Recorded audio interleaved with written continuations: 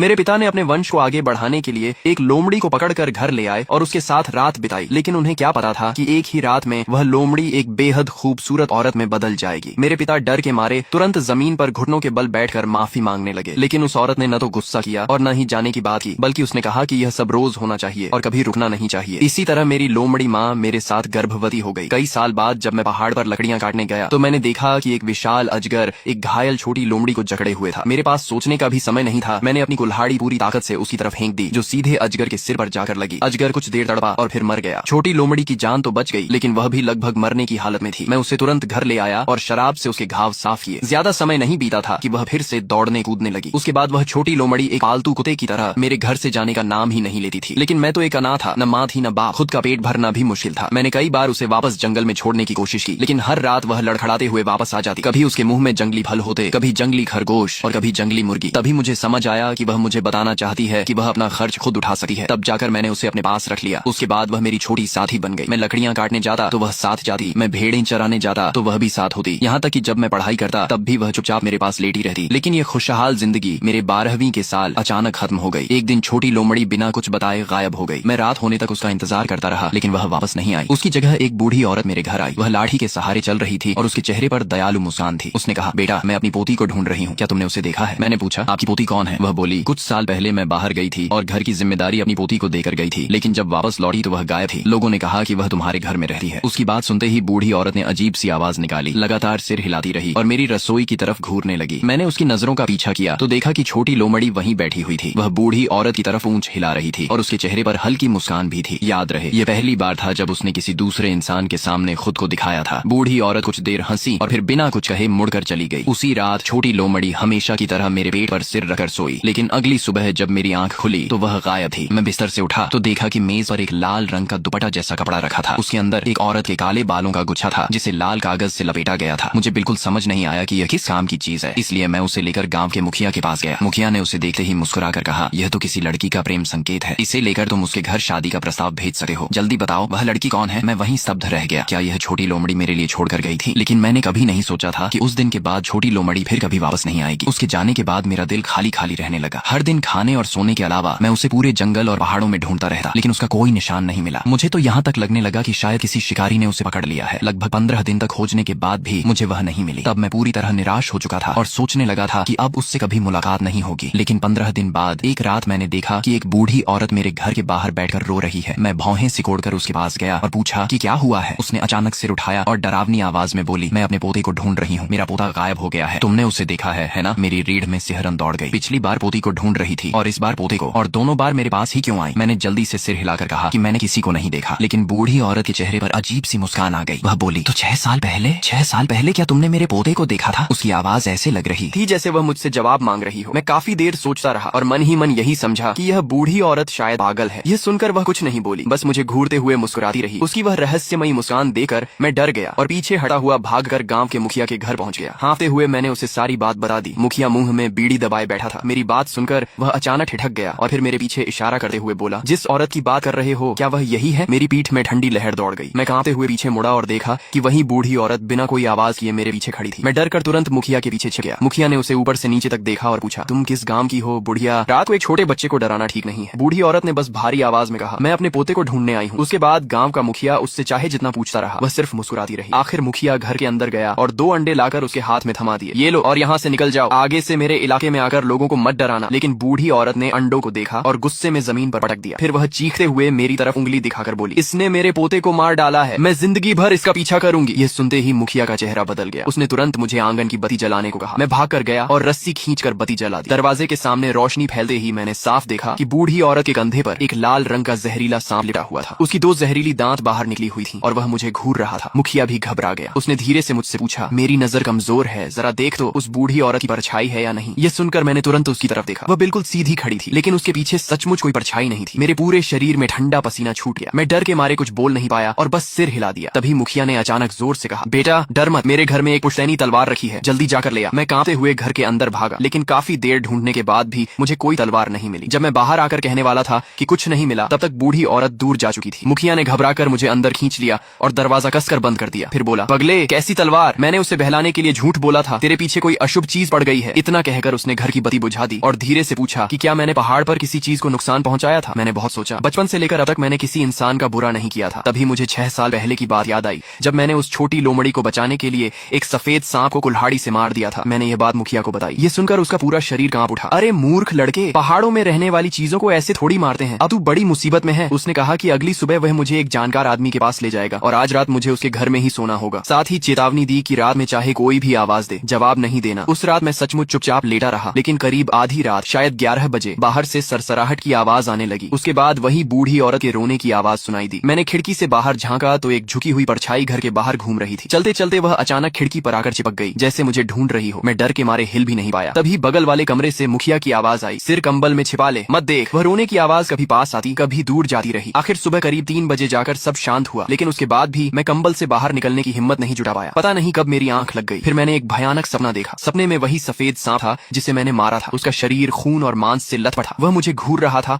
और इंसानों की भाषा में कह रहा था, मुझे मेरी जान वापस दे। मैं चीख मारकर बिस्तर पर बैठ गया। तब तक सुबह हो चुकी थी। मुखिया मेरे सिरहाने खड़ा था और मुझे जल्दी उठने को कह रहा था ताकि वह मुझे दूसरे गांव के एक जानकार आदमी के पास ले जा सके। लेकिन उसी रात वह पागल बूढ़ी औरत फिर आ गई। वह फिर खिड़की पर चिपकी हुई मुझे देकर मुस्कुरा रही थी। मुखिया हाथ में चाकू लेकर बाहर भागा, लेकिन वहाँ कोई नहीं मिला। बाद में अगरबत्ती जलाना, कागज जलाकर माफी मांगना, सब बेकार गया। सबसे डरावनी बात तो ये हुई कि अगली सुबह जब मेरी आंख खुली तो मैं पहाड़ पर एक बड़े पेड़ के नीचे पड़ा था और वही जगह थी जहाँ मैंने सालों पहले उस सफेद सांप को मारा था। इस तरह 3 दिन तक मैं मुखिया के घर में छिपा रहा। हर उपाय आजमाया गया, लेकिन कोई फायदा नहीं हुआ। मुखिया भी इतनी परेशानी से थक चुका था। मैं उसे और मुसीबत में नहीं डालना चाहता था, इसलिए चौथे दिन सुबह उसकी बात न मानते हुए चुपचाप अपने घर लौट आया। लेकिन मुझे हैरानी हुई कि घर पहुंचते ही मुखिया भी हाँफता हुआ पीछे पीछे आ गया। उसके हाथ में एक फावड़ा था। वह बोला, पगले, मैं कैसे देख सकता हूँ कि तू अकेला मरने जा रहा है। आज चाहे जो हो जाए, मैं इस मुसीबत को खत्म करके रहूंगा। फिर उसने गंभीर नजरों से मेरी तरफ देखा। बेटा, अब मैं तुझसे सच नहीं छिपाऊंगा। लियू परिवार तुझसे बदला लेने आया है। अगर जिंदा रहना है तो सिर्फ एक ही रास्ता बचा है। मैं घबरा कर बोला, ये लियू परिवार और हु परिवार क्या है? मैंने तो कभी इनके बारे में नहीं सुना। मुखिया बोला, हु, हुआंग, बाई, लियू और हुई, ये सब पुराने आदमी परिवार हैं। जिस सांप को तूने मारा था और जो अब तेरा पीछा कर रहे हैं, वे लियू परिवार से हैं। और जिस छोटी लोमड़ी को तूने बचाया था, वह हु परिवार की थी। अब सिर्फ वही लोग तेरी मदद कर सकते हैं। मैं डर के मारे कांपने लगा और पूछा कि क्या कोई दूसरा रास्ता नहीं है? मुखिया ने सिर हिलाया। इंसानों और आत्मिक जीवों की दुनिया अलग होती है। मैं नहीं चाहता था कि तू इस रास्ते पर जाए, लेकिन अब हमारे सारे उपाय खत्म हो चुके हैं। वह लाल कपड़ा अभी भी तेरे पास है? मैंने हाँ में सिर हिलाया। वह बोला, बहुत अच्छा, यह हु परिवार की किसी लड़की की निशानी है। इसे साथ लेकर जाओगे तभी उन्हें ढूंढ पाओगे। उसकी बात खत्म भी नहीं हुई थी कि बाहर आंगन से अचानक अनगिनत सरसराहट की आवाजें आने लगी। मुखिया का चेहरा सफेद पड़ गया। उसने तुरंत पास रखी बड़ी छुरी उठा ली। हम दोनों अभी मुख्य कमरे तक पहुंचे ही थे कि एक डरावना दृश्य सामने आया। वही बूढ़ी औरत रास्ते पर खड़ी थी और उसकी आंखों में खौफनाक चमक थी। मेरा दिमाग सुन्न हो गया और मेरे पैर जवाब देने लगे। मैं कांपते हुए पीछे हटने लगा, आंखों में आंसू भर आए। तभी मुखिया ने मुझे पकड़कर वापस खींच लिया और भारी मेज से दरवाजा अड़ा दिया। फिर चिल्लाकर बोला, बेटा ध्यान से सुन, अगर हु परिवार सामने नहीं आया तो हमारा गांव भी नहीं बचेगा। उसने पिछली खिड़की की तरफ इशारा किया। खिड़की से निकल जाओ, निशानी साथ लो और सीधे दक्षिणी पहाड़ के कब्रिस्तान की तरफ भागो। रास्ते में चाहे कुछ भी सुनो, पीछे मुड़कर मत देखना। इस बीच बाहर सांपों का झुंड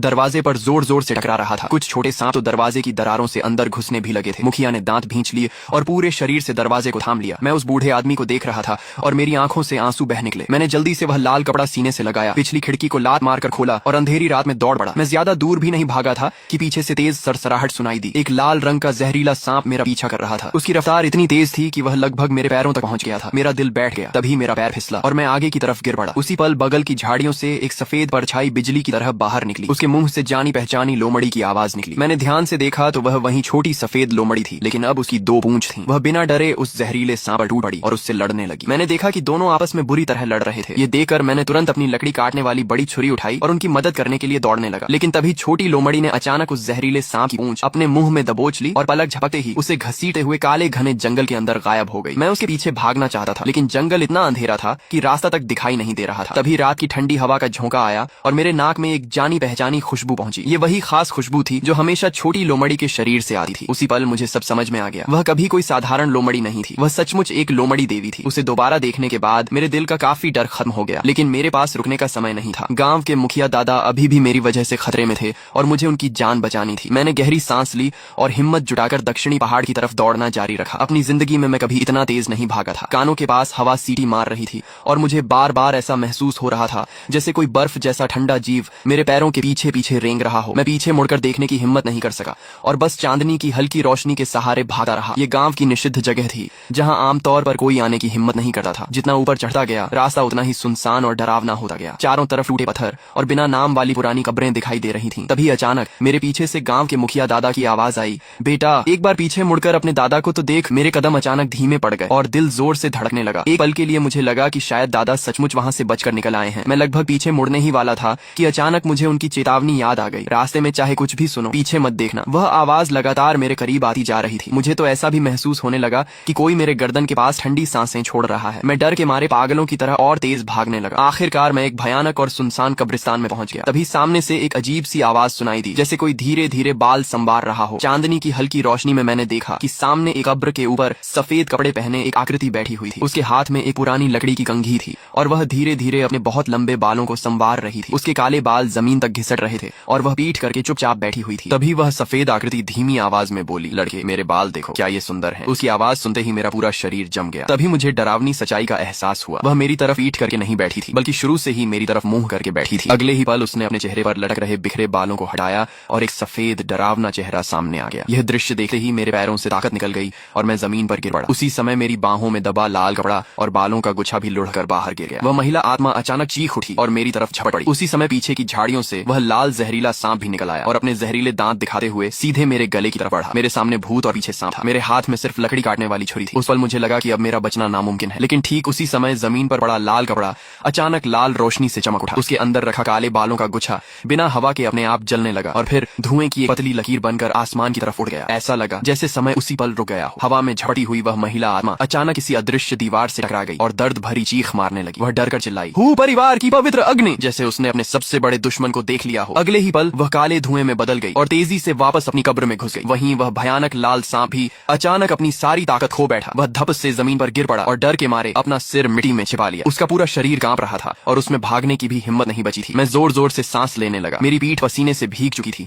और मैं अभी तक इस भयानक घटना से उबर नहीं पाया था। तभी अचानक एक ठंडी हवा उठी। उसके साथ एक भारी और लयबद्ध ढोल जैसी आवाज पूरे कब्रिस्तान में गूंजने लगी। अगले ही पल आसमान से सफेद कागज के नोट उड़ने लगे, जैसे बर्फबारी हो रही हो। दूर काले जंगल के अंत में अचानक दो सफेद लालटेन जल उठी। वे हवा में झूलती हुई धीरे धीरे मेरी तरफ बढ़ने लगी। जैसे जैसे वे करीब आईं, घने कोहरे के बीच से एक सफेद पालकी दिखाई देने लगी। मेरा दिल धड़क उठा। मुझे लगा कि अभी जो धुआं आसमान में गया था, शायद उसी ने हूँ परिवार को खबर पहुंचा दी है और यह उनकी मदद के लिए आई पालकी है। मैं जल्दी से उसकी तरफ बढ़ने लगा, लेकिन मैं कुछ ही कदम चला था कि पालकी के दूसरी तरफ के अंधेरे से एक डरावनी आवाज सुनाई दी, तुम कहाँ हो? बाहर आओ और पालकी में बैठ जाओ, दादी तुम्हें घर छोड़ देगी। यह आवाज हवा के साथ मेरे कानों तक पहुंची और मैं तुरंत पहचान गया कि यह उसी पागल बूढ़ी औरत की आवाज थी। वह बोलते बोलते मेरी तरफ बढ़ रही थी। मैं डर के मारे कांपने लगा। मैंने चमकते हुए लाल कपड़े को कसकर पकड़ लिया और एक कब्र के पत्थर के पीछे छिप गया। ऐसा लग रहा था कि वह अभी अभी जले बालों की गंध सूंघ चुकी थी और उसी गंध का पीछा करते हुए धीरे धीरे मेरी तरफ आ रही थी। आखिरकार उसके काले कपड़े वाले जूते मेरे छिपने की जगह के ठीक सामने आकर रुक गए। वह डरावनी आवाज में बोली, छिप जा, देखती हूँ कब तक छिपेगा। फिर वह धीरे धीरे मेरी तरफ बढ़ी